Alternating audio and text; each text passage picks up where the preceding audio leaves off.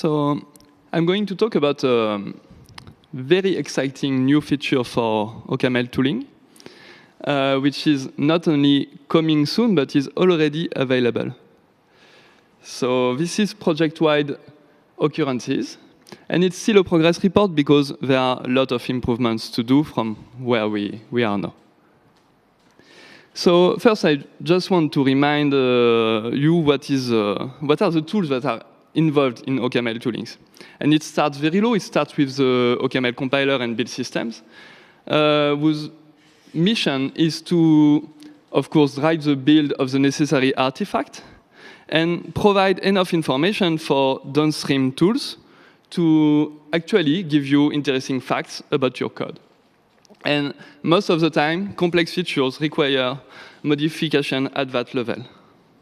Then there are the language servers. So most of the intelligence is coded into Merlin, which also render a modified typer from the compiler, so that it can do more things and get more information without having to modify always the upstream compiler, but it's not always possible to not do it. And OCaml LSP, it's actually just a front end for Merlin, so the intelligence, the analysis functions are the same as Merlin, but it speaks an alternative protocol, which is the standard LSP protocol. And then you have editors, plugins, that is a part that you are interacting with directly in your editor. You have a plugin for Emacs and Vim that speaks the standard ad hoc Merlin protocol, and LSP-based plugins for all editors, but only VS Code right now has OCaml-specific LSP plugin. And it works quite well, and it has given us typing information, smart completion, jump to definition, occurrences in the current buffer for a while now, and we probably had that even before a lot of other languages. But project-wide occurrences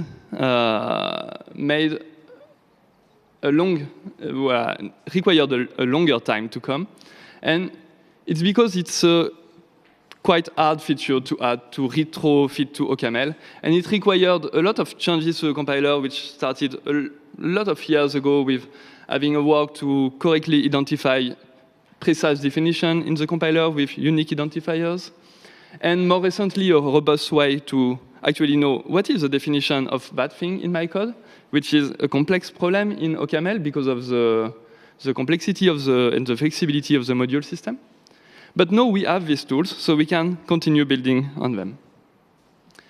So first, I just want to give some definitions. So when I'm speaking about occurrences, I mean every appearance of an identifier that is related to the same thing. So here in this example, we have 3 occurrences of the identifier x, one in the declaration of the value named x, one in the definition of this value, and one is in the usage of this value, m.x. So there is 3 occurrences of the identifier, but only one usage of the value named x. And so the talk is about towards progress-wide occurrences, because what we have right now is not project-wide occurrences, it's project-wide usages. So what we provide is a way, given any values path, to highlight all the other usages of the same value in the entire code base, in the entire project. So the basic idea is very simple. We are going to iterate on every location in the type tree. Look for the definition of every value path we find. This gives us a UID, the identifier to that definition. Then we want to group all the location of the usages that share the same UID inside an index that is written to the disk. And this index can be queried by tools to actually give you the answer you want. But of course, it's not so simple. So I will come back a bit with how to find the definition, because it's one of the mainly interesting part of this design, but it's not new work. So we proposed that in 2022 with Thomas Refis and Leo White. So I will not enter into any details, but if you are interested, there is a talk and paper for the ML Workshop 2022. So finding the definition of something in OCaml is hard. For example, here, if you want to know where X come from, so before shapes, the tools were trying to walk the type tree up and decide, oh, is that the definition of X? Is it not? Do I need to walk further up, etc.? And basically, there is a need for the tool to understand the module system, which is the role of the compiler and not the tools. So what we propose with shapes is a way to do it in another way. The compiler will build information that record what functors were applied at what moment, so that we can keep track of definitions during typing, so that tools can use that to recover the definitions. And so shapes are terms of simple lambda calculus with projections, and identifying the definition of value, it's the problem of that is reduced to reducing the shape of the path in that calculus. So I will give you a very fast example, but I won't enter into details because there are already information about it. But let's say we want to identify the definition of X from the functor application of F to M. And F is simply the identity functor for simplicity. So first we need to build the shape that corresponds to this path. So here it's a projection to access the X field in a structure. And the structure is the result of the application of the functor F. So it's an application of the shape of F and to the shape of M. And the shape of F, it's an abstraction of a variable, which is a functor argument. And the body here is just the argument itself because it's the identity functor. So if we beta reduce the application, we get the shape of M, because it's the identity functor. And then we simply need to look at, okay, but what is the shape of M? And it's a structure with, you have information about all the elements in the module M. And we simply need to project from it to get to a leaf, which hopefully contains the UID of X. And all these shapes that I made appear magically are computed by the compiler and can be reused for computation by the tools. So our initial idea was to do it as a pass after compilation from the CMT files, because there is a type tree on the CMT files, iterate on the type tree, and reduce every shape. But in fact, it's not possible, because reducing shapes from anywhere, from any value path in the module might require internal shapes that are used by the compiler to compute the final external shape that is written in the CMT files, but is not accessible anymore from what is written in the CMT files. And written these shapes in the CMT files is very space expensive. So what we decided to do is to do a partial step of indexation in the compiler itself. And so we iterate on the type tree. We reduce partially the shape. We don't want to perform full reduction because this might require loading shapes from other compilation units, so it would break the separate compilation scheme, so we cannot do that. But we reduce them partially, so at least there is only requirement for external shapes to finish the reduction, not internal things that might have disappeared. We write that into the CMT files, and then we have an external tool that will finish the reduction, aggregate usages, and write the index to the disk. So let's take a very simple example of the building scheme for the indexes. So here we have two libraries with source files. And what I'm going to describe is what we've implemented in the Dune rules that are available today. So first, the OCaml compiler will build the CMT files. There is a new flag to use for the indexation to happen.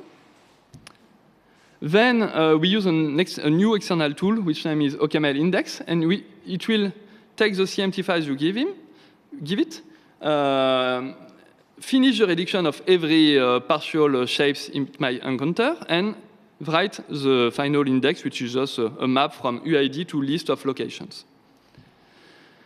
And then the build system is also responsible to write the Merlin configuration that will list all the indexes that need to be taken into account to answer queries for this project.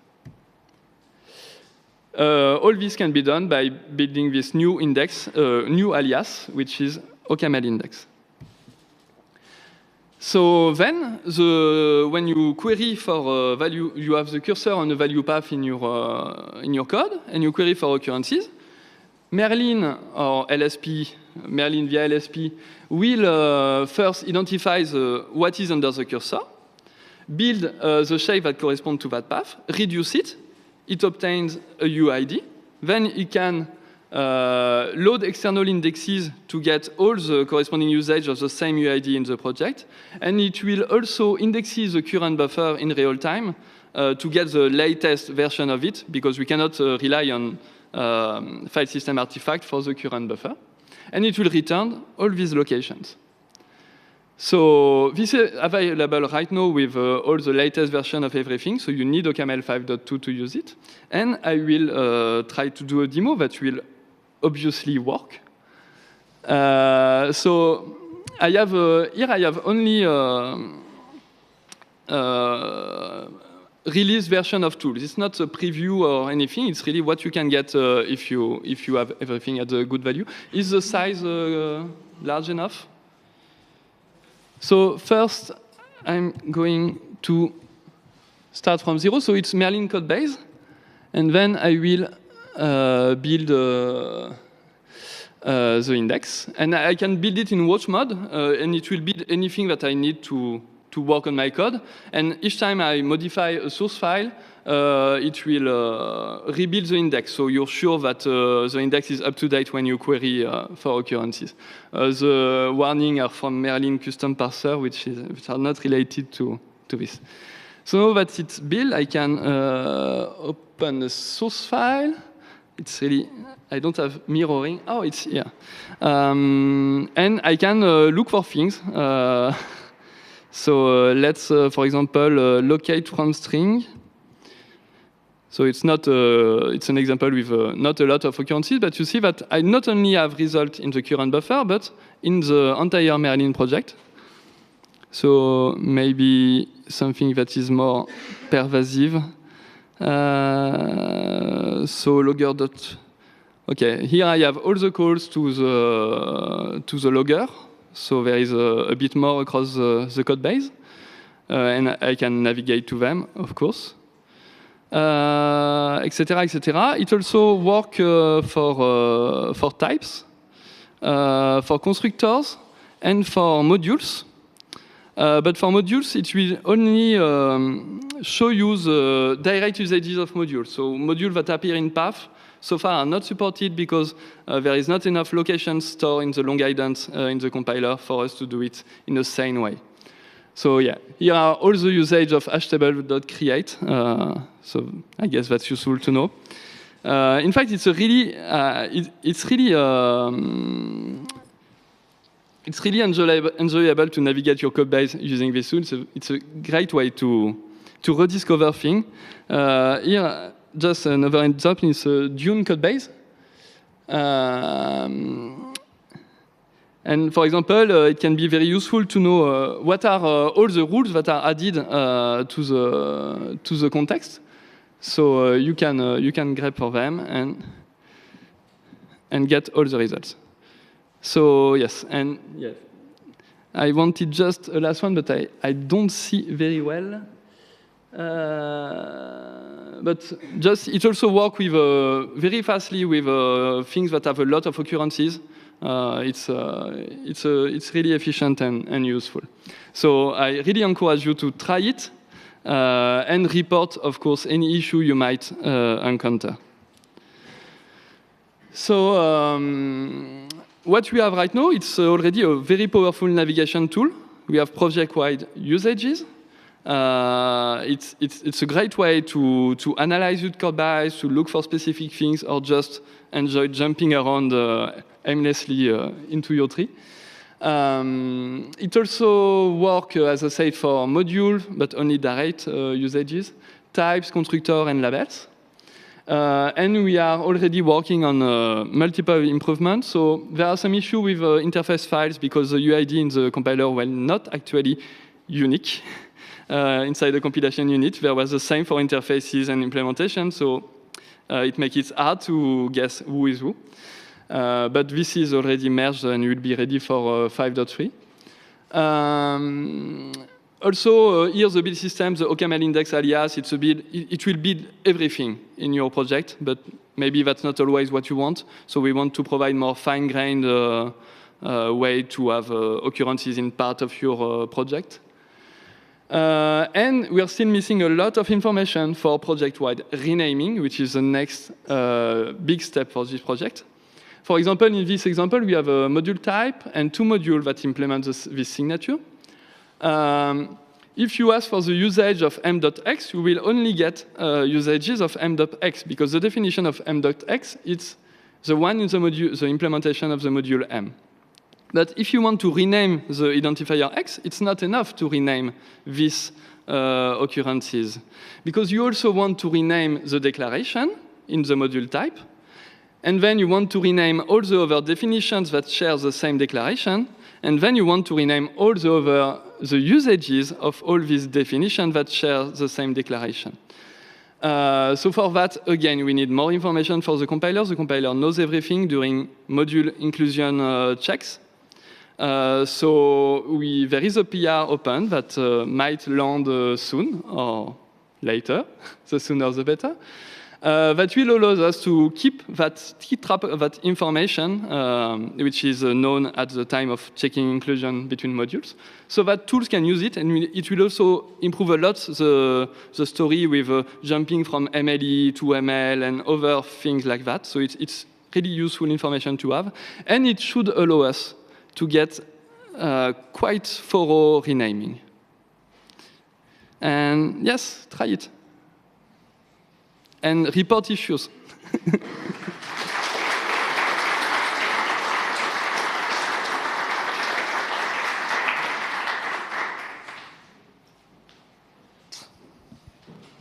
Hi, so I'm wondering how this works when you might have an identifier that you define within a module, and then that module gets packed into a first-class module, and then you try to unpack that, and then you might use that value later. How do you handle that case? As soon as first-class modules are considered, it's a runtime thing, so we don't have any static information. So we don't progress-wide occurrences won't work with things coming from these modules. Okay, thanks. I've got a question about the interaction with functors, such as if you're looking for all the occurrences of ent.cmp, so for comparing function on integers, will occurrences of map.makeInt will be tagged or not, because you're using the comparison function in this functor application? So you mean you're looking for the occurrences of CMP? Yeah, the occurrences of comparison function on integers. Like when you do map.make, you use the comparison function when building the structure. Yeah, it depends what is in the structure of the functor. Is the comparison function rebinded at some point or not? If it's not, I guess it should also return the other usages of the CMP function. But if it's rebinded at some point, it's a new definition, so it will stop there. Thank you. Hi. Thank you for the talk. I'm wondering if you could say anything about what overhead the maintenance of this index adds to the build, both in terms of like build time and disk space pressure. So I don't have precise number for the latest version, but for code bases like Merlin or Dune, which are 100K lines,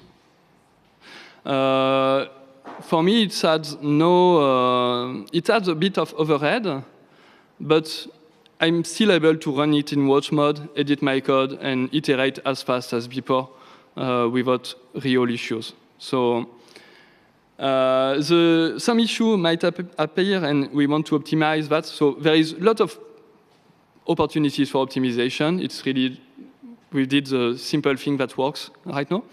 But if you have a very, very large library with a lot of modules, all the CMT of modules are indexed in a single step.